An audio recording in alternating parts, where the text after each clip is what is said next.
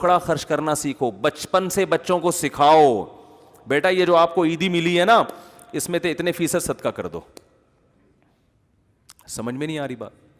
یہ گلک ولک نہیں بنانا سکھاؤ بچوں کو, گلک بنا کے اس میں پیسے جمع کر رہے ہیں, اس سے لالچ ہوس پیدا ہوتی ہے. بیٹا گلک کی ضرورت نہیں, تیرا باپ زندہ ہے, جب ضرورت ہوگی تجھے کھلائے گا, گلک کو توڑ دے جا کے. بے وقوفی ہے, یہودیوں کی طرح گلک سے ہی تو بینک کا نظام شروع ہوا ہے, ٹھیک ہے نا, گلک ہی کہتے ہیں نا اس کو, وہ جو ہوتا ہے اس میں پیسے ڈالتے ہیں. تو بولا بیٹا جس اللہ نے آج کھلایا کل بھی کھلائے گا, تو تیرا باپ زندہ ہے, تجھے کیا ضرورت ہے گلک ولک رکھنے کی؟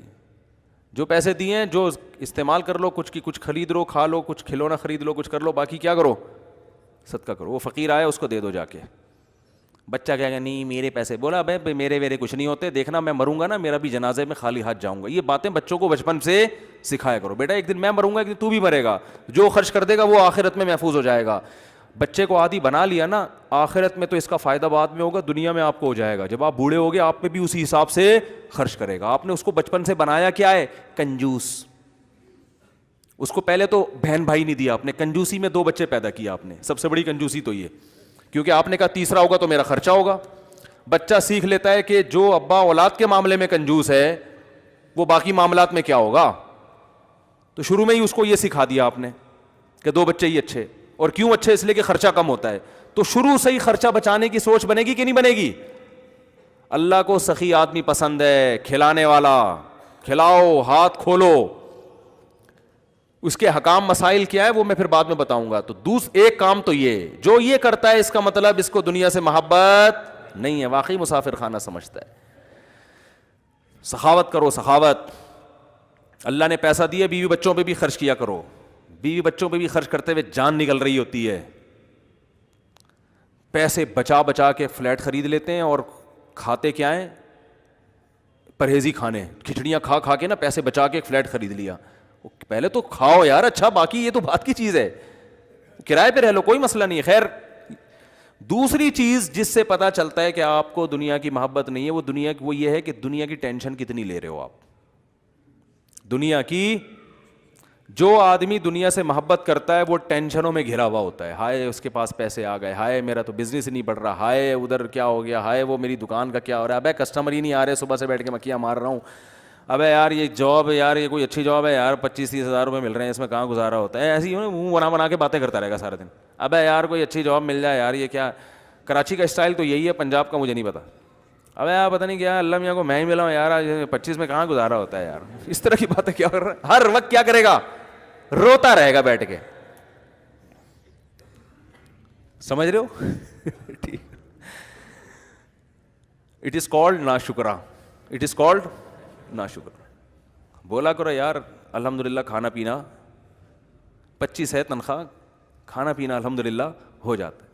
اور اگر تھوڑا بچانے پر آؤں تو پان گٹکے کے پیسے بھی الحمدللہ نکل آتے ہیں, حالانکہ وہ ضروری نہیں ہے.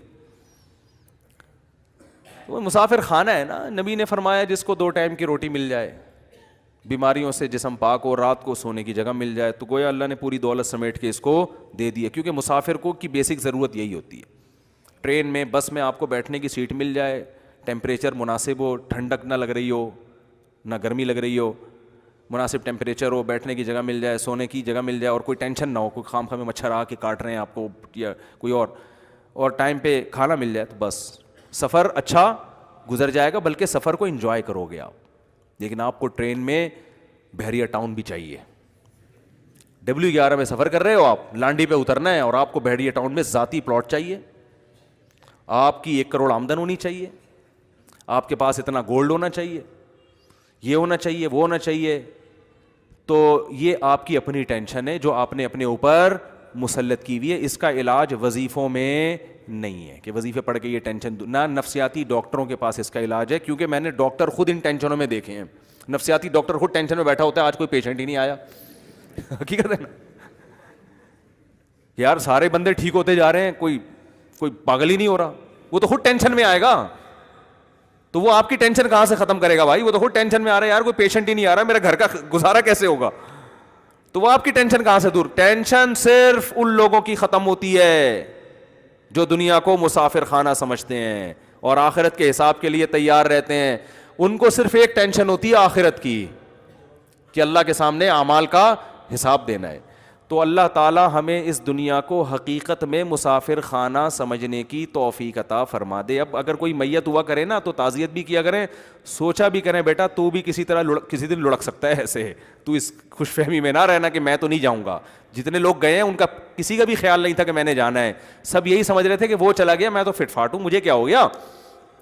تو اس لیے کوئی بھی کسی بھی ٹائم پہ پتلی گلی سے بولتے کیوں نہیں نکل سکتا ہے, تو ہر وقت اس پتلی گلی میں کہ دیکھتے رہا کرو بیٹا یہاں سے جانا ہے تو نے, تو کوئی بھی جا سکتا ہے. اس لیے یہ سب ایسی فضول سی دنیا ہے, دھوکے کا گھر ہے, الو بنانے کی مشین ہے. اور الو کی جگہ آپ ہمیشہ وہ لفظ لگا لیا کریں جو میں آپ کو بتاتے رہتا ہوں, وما علینا الا البلاغ.